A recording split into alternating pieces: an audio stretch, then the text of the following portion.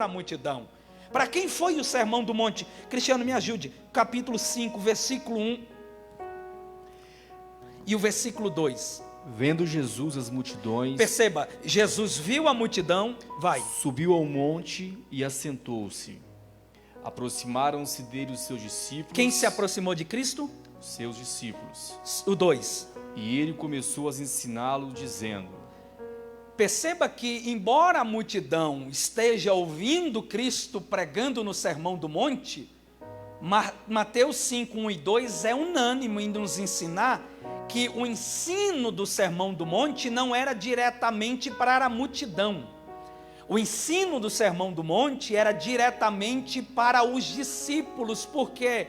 Porque multidão não tem entendimento da ética do reino. A ética do reino só pode ser absorvida por quem é discípulo, porque quem é multidão está fora do reino, mas quem é discípulo está dentro do reino.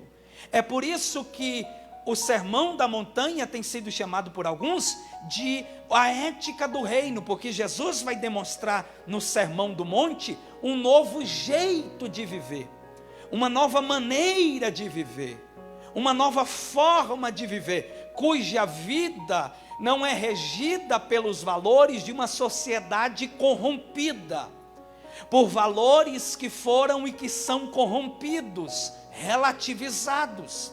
Mas essa vida, a partir de agora, vai ser vivida não por valores corrompidos de uma sociedade corrompida, mas por valores de um reino.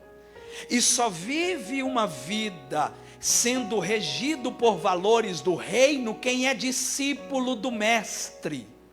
Multidão não sabe o que é viver uma vida regida pelos valores do reino.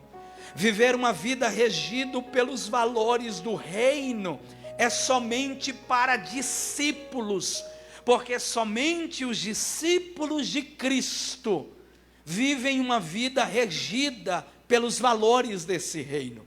Isso é tão interessante, você está aqui, diga amém.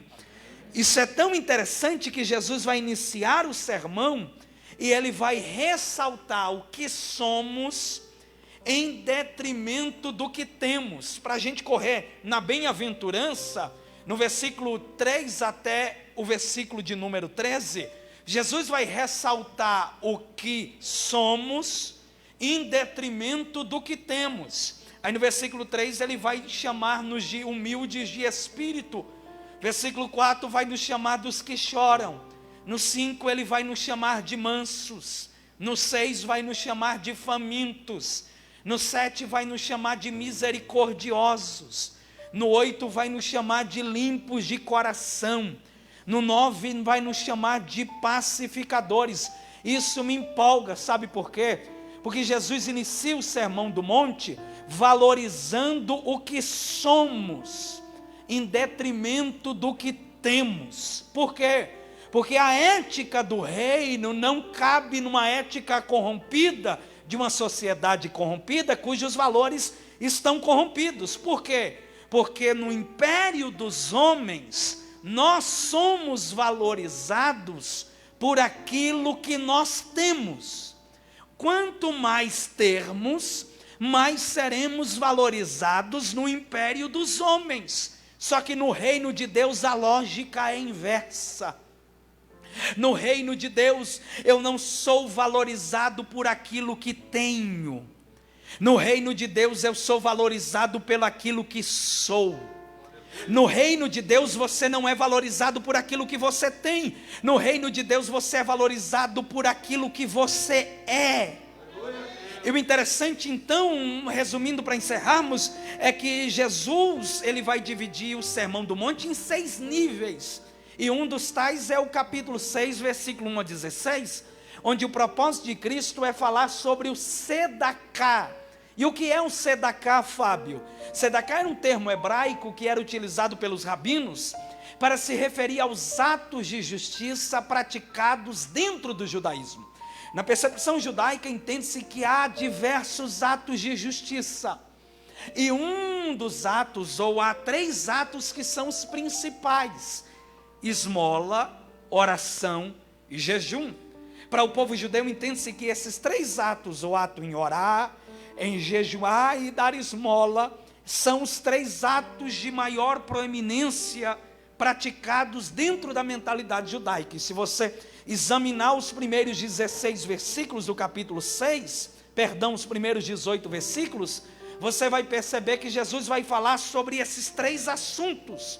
Ele fala sobre as esmolas, no início do capítulo 6, porém, quando entra no versículo 5, Jesus vai falar do segundo ato de justiça, que é a oração.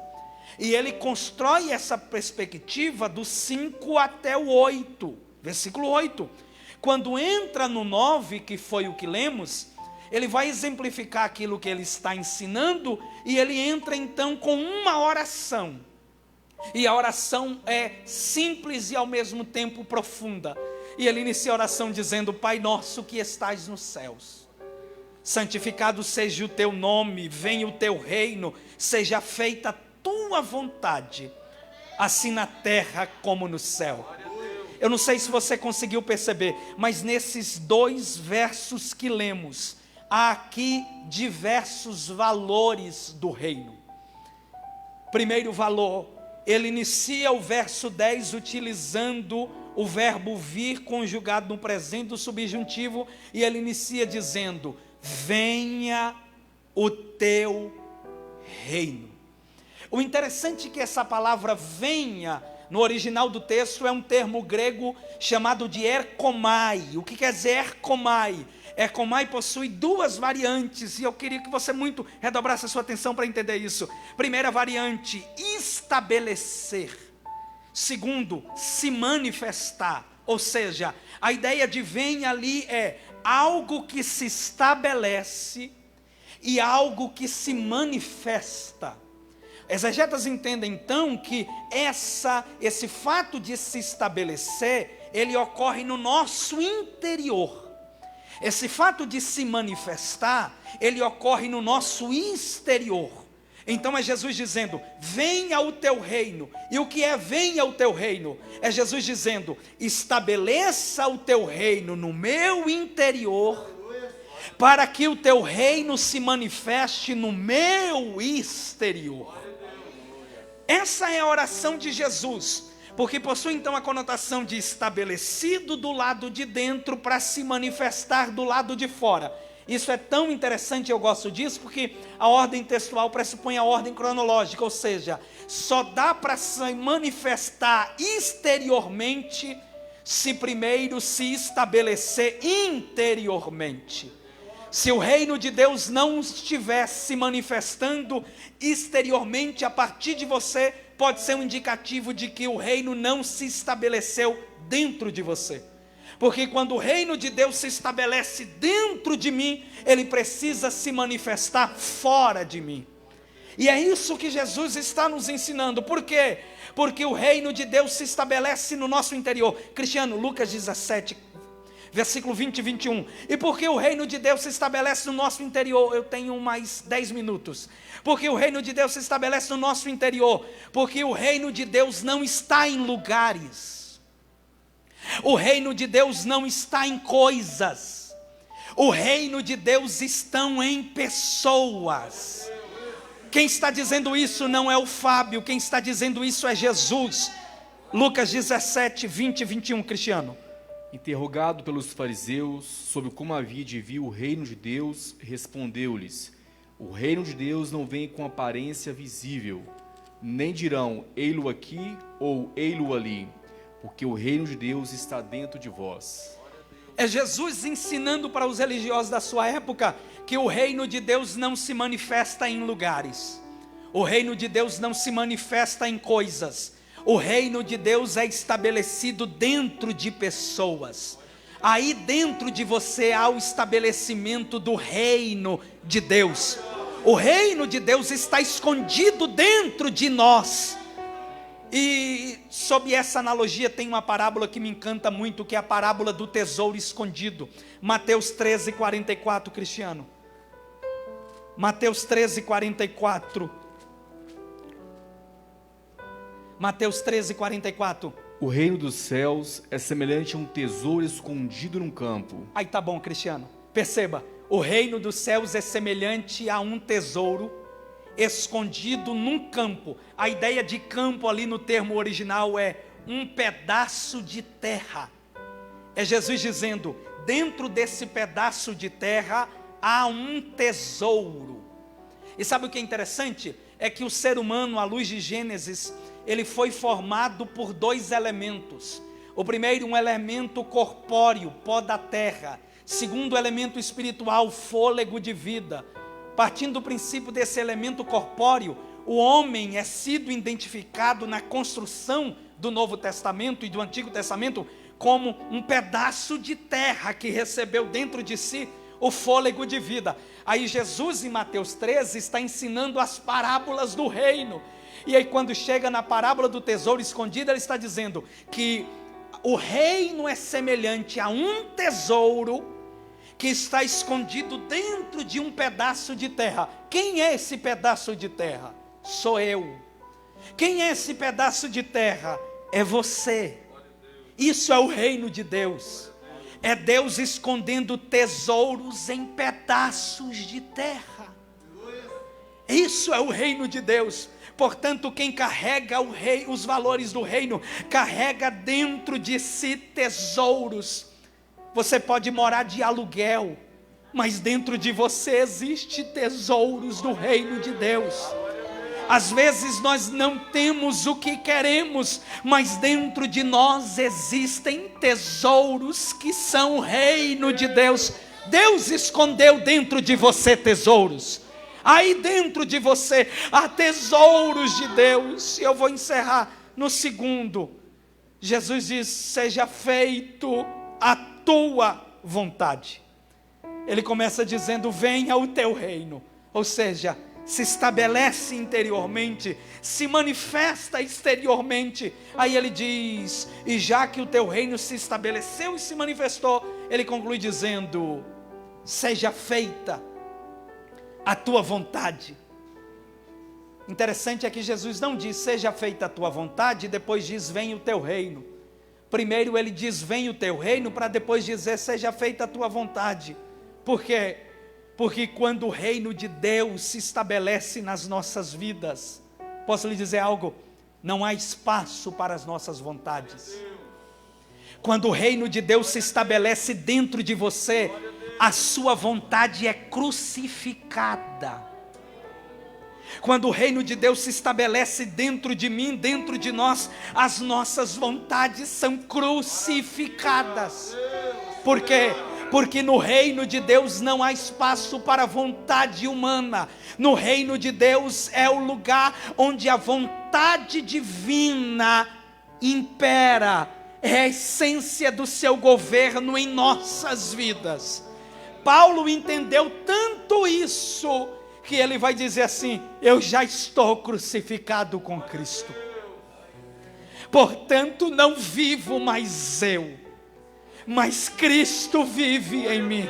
Sabe o que Paulo está dizendo? Eu carrego tanto o teu reino dentro de mim, que eu fiz uma coisa, eu crucifiquei a minha vontade, portanto, eu não vou viver mais a minha vida, agora eu vou viver a sua vida. E por que eu vou viver a sua vida? Porque quando o reino de Deus se estabelece dentro de nós, Deus crucifica a nossa vontade, e a sua vontade, que é soberana e absoluta, ela impera dentro de nós. Aleluia. E eu gosto muito disso, porque aquele leproso, ele entendia muito bem disso. Ele chegou para Jesus e disse, se quiseres, podes curar-me. Perceba que há dois prismas, poder e querer. Mesmo sendo leproso, aquele homem carregava um valor do reino. Porque ele chega para Jesus e diz, eu sei que tu podes. Mas a questão não é se tu podes, a questão é se tu queres, porque é mais ou menos assim, irmãos, quando nós vivemos o reino de Deus dentro de nós, a nossa oração para Deus é essa, eu sei que tu podes, mas se tu quiseres, porque se tu quiseres, tu podes fazer, mas se tu não quiseres, eu vou continuar lhe servindo do mesmo jeito. Porque no reino de Deus não há espaço para as nossas vontades. E eu estava meditando nisso, eu cheguei a uma conclusão, que quando o reino de Deus se estabelece na nossa vida, nós não vivemos a agenda da terra, nós vivemos a agenda do céu. Paulo, quando estava na sua segunda viagem missionária, ele queria ir para a Ásia, e o Espírito lhe disse, não vai para a Ásia. Depois ele queria ir para a Bitínia, e o Espírito lhe disse, não vai para a Bitínia. Aí você me pergunta, o que é que Paulo ia fazer na Ásia e Bitínia? Paulo ia ganhar almas para Jesus. Paulo ia ensinar a palavra de Deus, plantar igrejas, ganhar vidas para o reino. E o próprio Espírito impediu que Paulo fosse, porque Paulo carregava valores do reino. E Paulo sabia que já que carrega os valores do reino, o que tem que dominar não é a minha vontade, mas é a sua vontade. E é interessante que o Espírito lhe impede de ir. Quando 2, 3 versículos diante, ele tem uma visão e o varão da Macedônia diz, atravessa a Macedônia e nos ajuda. E aí Paulo concluiu que o Senhor estava lhe chamando. Por quê? Porque a vontade de Deus para Paulo na segunda viagem não era a Ásia, não era a Bitínia, era a Macedônia. Porque quando eu estou inserido no reino de Deus e os seus valores estão impregnados em mim, eu crucifico a minha vontade. E o que vai reger a minha vida não é o que eu quero, mas é o que Ele quer. Não é o que eu determinei, mas é o que Ele determinou. Não é o que eu designei, mas é o que Ele designou. Eu profetizo que por intermédio dessa palavra e de tudo aquilo que ouvimos durante esse mês, o reino de Deus possa estar impregnado na sua vida. O reino de Deus possa estar impregnado dentro de si. E que você possa viver não a sua vontade, mas possa viver a vontade de Deus. E ainda que a vontade de Deus seja contrária à sua vontade, continue servindo a Deus com alegria. Sabe por quê? Porque a vontade de Deus é boa, a vontade de Deus é perfeita, a vontade de Deus é agradável. Que Deus abençoe.